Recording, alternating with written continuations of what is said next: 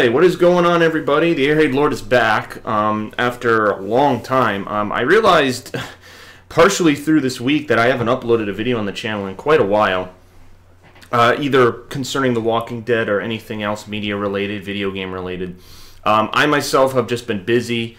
Haven't really had a time to crack down on this. I mean, as I said in my 7-year anniversary, I've been taking a lot of my, my writing seriously as I try to make things happen on that end. And, again, I'll have announcements for you guys this year at some point, but, I try to balance everything. And there's some other cool things I'm working on the side. I'm collaborating with some YouTubers that we might have some projects out in the coming weeks, months, which is very exciting.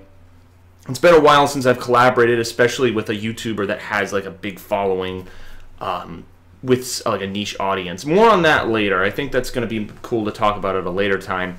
But as you can see here, this doesn't really fit because it's horizontal. But here is the image, the new image that came out for The Walking Dead. The Last Stand. This is the promo for the second half of Season 8. And what's interesting about this, so you have Rick, Crazy Rick, by the way, now that, spoiler alert, now that Carl is going to be killed off.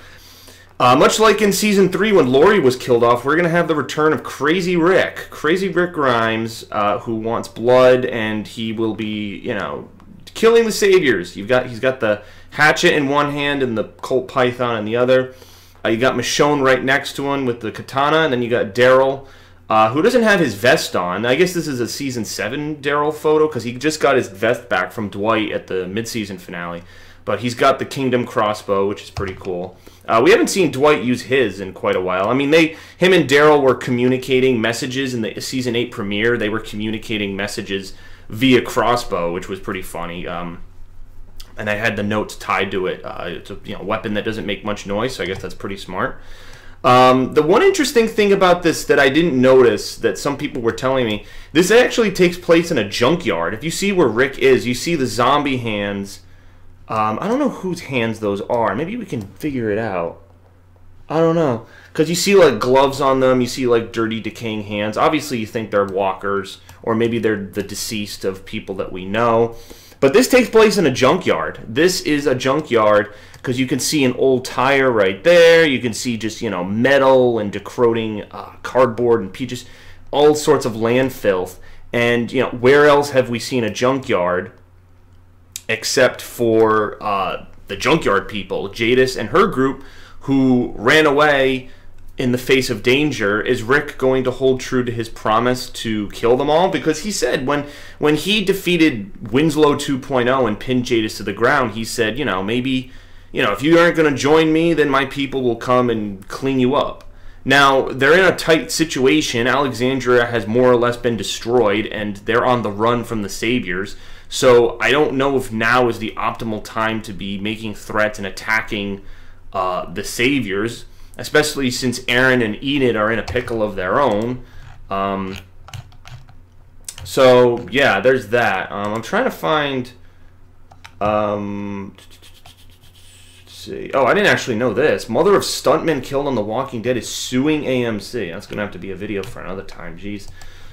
We'll do preview. We'll do Walking Dead preview. They had a write-up about this. Let me see, Season 8 mid-season premiere preview. But like I was saying, I definitely wanted to get to these videos faster. I was looking for something tangible in terms of Walking Dead news, and I didn't really feel like I was getting it until till now. There's Crazy Rick with the crying eyes, and he's talking to Negan. I'm very interested to see how Negan's going to react to Carl dying, because him and Carl had that last exchange in the mid-season finale where he says he wants to die, and it kind of hits Negan in the heart, because we learned earlier in this season that Negan used to teach kids. In the comics, he's a gym coach. Nothing major like a sheriff's deputy like Rick was. And then, oh, here's the other photo. I don't know if we can, this is the Instagram for The Walking Dead. Very cool. I don't know how well you can see that. Can you see it? You zoom in. Here. The Last Stand. Oh, I have Instagram. Let me see. The Last Stand right here. You got Rick with his blue jean jacket, holding his gun, and then Negan holding his bat. And yeah, it's all shady and shadowy. And I mean, we have been told a bunch of times that this is the final stand. This is the end of the Negan war arc. Not necessarily the end of Negan, but again, the end of them fighting and battling Negan. So here is the synopsis. Here's what it reads. It says, all-out war has had a devastating impact on every person involved. The communities themselves are fractured. Alexandria has been destroyed. The hilltop finds themselves pinned, and the kingdom is shattered. Half of them dead, the other half are controlled by the Saviors. At the very center, Rick, having been distracted by the conflict, has just returned home to learn that Carl, who heroically shepherded the Alexandrians to safety during Negan's attack, has been bitten by a walker. Once his sole motivation in this otherwise stark existence, Rick is forced to deal with this reality. Jeez, that's a tough sentence to read. It's a very well-written sentence, though. Carl has always been a beacon of hope, a symbol for the remaining thread of humanity, lessons that the saviors around him would be wise to take with them as the war surges onward.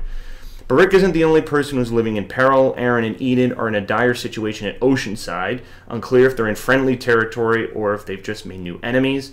Father Gabriel will do his part in attempting to smuggle Dr. Carson safely back to the hilltop, and a pregnant Maggie is wrestling with the many moral gray areas that come with leadership during the war.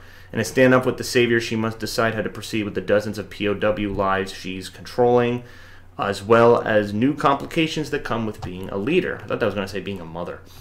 In addition to the war, Negan continues to deal with struggles within his ranks as workers, traders, and otherwise thirst for power because of the conflict at the Sanctuary. Having gifted the Saviors a major victory, Eugene's loyalty is repeatedly tested as new obstacles present themselves. As all-out war consumes us, the line between good and evil continues to blur, people fighting for what they believe in, everyone working together for something bigger, to feel safe and have a world worth living in. So, it looks like there's more portrayals and power struggles at the Sanctuary, which I'm kind of surprised about. I mean, we saw a semblance of this in episode 5 when Regina shot one of the workers and Negan was pissed off about that. I would have thought having them break free would have helped, but maybe, maybe it's the Dwight thing. Maybe Laura tells Negan about that and he flips out. I don't know how that's going to go down because Laura's the only one, that woman with the tattoo on her neck that used to hang out with Dwight before he turned to Rick's side. So I don't know if she's going to get there. Maybe he's going to try to hunt them down. Because it seems like in the preview, there's a shot of Dwight going back to the Sanctuary, and he's with the Savior. So was he captured? Does nobody know that he turned? Like, I don't know. It's going to be kind of interesting to see how that loyalty shifts. And it's just, it's the end of the war, but also mixed with that is now Rick dealing with the fact that he's losing the person that he's been fighting this whole series for. And again, it's such a new theme that's not in the comics, because in the comics they're just battling Negan to the end. Nothing like this happens to Carl. They do suffer the loss that they do right here of Alexandria falling, but it's the emotions of a major character like this and all the controversy, it's going to have a lot of ramifications. I'm just interested to see how, with them trying to end the war, deal with Oceanside Junkyard Saviors, how all of that is going to be handled at the same time of them dealing with the death of Carl. I mean, you're juggling a lot. I mean, you're already juggling a lot of communities, but now you have this major plot point that's kind of weighing things down. It's going to distract Rick from the main problem at hand. This was very much what happened when the governor attacked in Season 3, because Rick had just lost Lori. He was going through a mental phase, and he didn't really know how to be a leader when they needed him the most. So are we going to see the return of that? It's an interesting concept to grapple with, and when I read that synopsis, I was just kind of reminded of how many things are kind of coming to a close.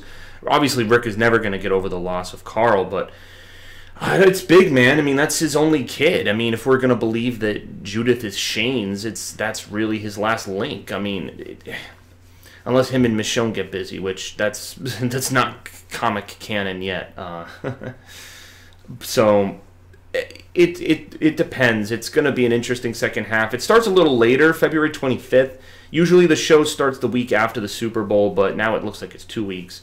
A bit of a later time, which means it'll go an extra week into April. But, I mean, you guys know the reaction videos will start up once we get into the Walking Dead time, and it's going to be an interesting... I'm just interested... I I more or less know that they're going to defeat Negan in some way, whether he lives, whether he dies, whether Simon lives, whether Simon dies. There's going to be a lot of questions, whether Jadis lives, whether Jadis dies. There's just going to be a lot of questions for everyone else who's left. You know, who's left at the end of the day? Because we had a lot of deaths in the first half with, you know, a whole bunch of the Kingdom members, the Oceanside leader, that old woman. So, you know, what deaths are we going to pile on top of that? You know, including Carl, which is the one that nobody freaking saw coming. So there's a lot of questions. But post your comments below, and I'll be happy to answer them. And yeah, it's going to be an interesting second half, and I'm looking forward to it. I'll try to put out some other vlogs, but I mean, I'm doing some collaborations, and I'll try to think of some character topics and show topics for me to jump into with you guys. So that's about it from me. Thank you very much for watching, and again, sorry about this long kind of hiatus for a new video. I had a Patriots reaction video because I'm a diehard Patriots fan. Very happy that they're going to be in the Super Bowl. I might do a reaction video for that. Again, it's hard to tell. I mean, you never know because it's live. You don't know what's going to happen. Very much the case last year where when I was going into that game, seeing 28-3, and it wouldn't have crossed my mind to start filming when I knew that they would make the biggest comeback in Super Bowl history. Had I known that beforehand, I probably would have filmed it, but I wasn't really big into Snapchat then, and it didn't dawn on me until after. And so I don't know if I should prepare myself. I mean, they have a more likely chance of winning this game. I mean, they're fighting a tougher opponent, in my opinion, last year than they did this year. But that's football. I won't get into that right now. Maybe I'll make a video about it. I don't know. I've been following the Patriots a lot more closely than I have in previous years. And that's an interesting topic to cover, perhaps. So, because I mean, you guys see the jerseys on me every single.